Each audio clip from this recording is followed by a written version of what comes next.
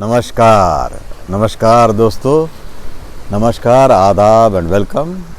शेर व नज़्म व गज़ल बातों बातों में कि इस 9वीं नशिस्त में मैं निनाद ठाकरे आप सबका खैर मकदम करता हूँ, आपका इस्तकबाल करता हूँ, आपको खुशामदीद कहता हूँ। तो पिछले एपिसोड में मैं आपके पास एक पहेली छोड़ गया था और वो ये कि आप मुझे बताएंगे कि उमराव जान अदा नाम की कोई हस्ती 19वीं सदी के आखिर में या फिर 20वीं सदी के आगाज़ में यानी शुरुआत में कोई हस्ती थी लखनऊ में।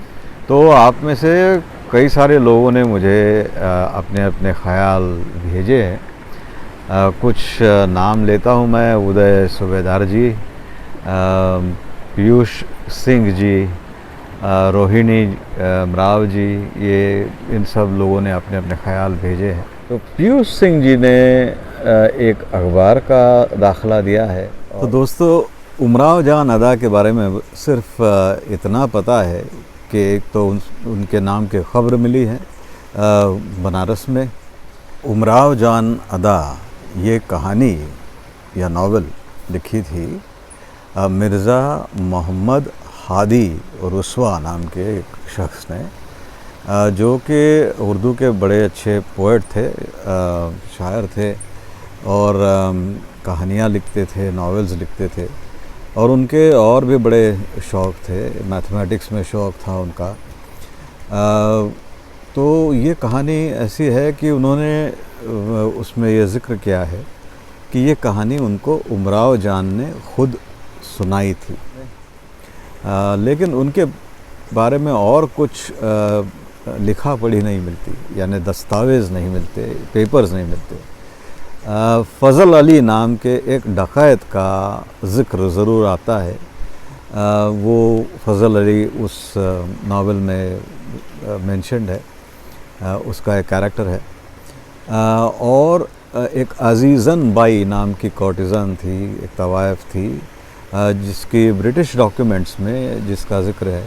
और वो कहती थी कि वो उमराव जान की तालिब इल्म थी, यानी कि वो उमराव जान से अपनी अदा या अपना फ़न सीखी थी।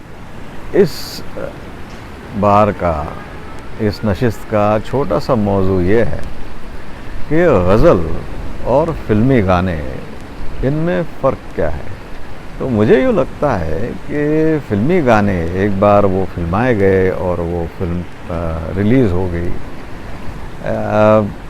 तो वही गाना फिर उन्हीं लफ्ज़ों में बहुत कम कोई गाता है। लेकिन गज़ल का ऐसा नहीं है। गज़ल पे शायद इख्तियार या उसका जो ओनरशिप है उसकी, वो सिर्फ शायर की होती है। तो इसलिए और दोस्तों, अब आज की गज़ल की तरफ बढ़ते हैं और उससे कुछ उर्दू सीखने की कोशिश करते हैं। तो गज़ल है मोमिन खान मोमिन, इस बड़े शायर की, जो गालिब के ज़माने के शायर थे। गालिब, ज़ौक़ और मोमिन, इनका ट्रायम्विरेट, यानी ये तीन लोग साथ में हुआ करते थे। और भी बड़े शायर थे उस ज़माने में। ख़ुद बहादुर शाह ज़फ़र बादशाह जो थे, वो भी एक बहुत अच्छे शायर थे। वो जो हम में तुम में क़रार था, तुम्हें याद हो कि न याद हो। वो जो हम में तुम में क़रार था, तुम्हें याद हो कि न याद हो। वही यानी वादा, वही यानी वादा निबाह का, तुम्हें याद हो कि न याद हो। वही यानी वादा। हम में तुम में करार था, तुम्हें याद हो कि न याद हो, वही यानी वादा निभाह का, तुम्हें याद हो कि न याद हो, वो जो हम में तुम में। वो जो हम में तुम में करार था, यानी जो एक अंडरस्टैंडिंग थी या एक कॉन्ट्रैक्ट था प्यार का, तुम्हें याद हो कि ना याद हो, वही यानी वादा, यानी दैट पर्टिकुलर, वही वादा निबाह का, यानी एक साथ चलने का, to be faithful to one another, वो वादा तुम्हें याद हो कि ना याद हो। वो नए गिले वो शिकायतें, वो मज़े मज़े की हिकायतें, वो नए गिले वो शिकायतें, वो मज़े मज़े की हिकायतें, वो हर एक बात पे रूठना, तुम्हें याद हो कि न याद हो, वो जो हम में तुम में करार था, तुम्हें याद हो कि न याद हो, वो जो हम में तुम में। वो नए गिले वो शिकायतें, वो मज़े मज़े की हिकायतें। गिले और शिकायतें आप जानते हैं, कंप्लेंट्स, लेकिन हिकायतें इज़ स्टोरीज़ या मज़ेदार किस्से एक दूसरे के साथ बांटना, गुफ्तगू। वो जो लुत्फ़ मुझ पे थे बेशितर, वो करम की था मेरे हाल पर, मुझे सब है याद, ज़रा ज़रा मुझे सब है याद, ज़रा ज़रा तुम्हें याद हो कि न याद हो, वो जो हम में तुम में करार था, तुम्हें याद हो कि न याद हो, वो जो हम में तुम में।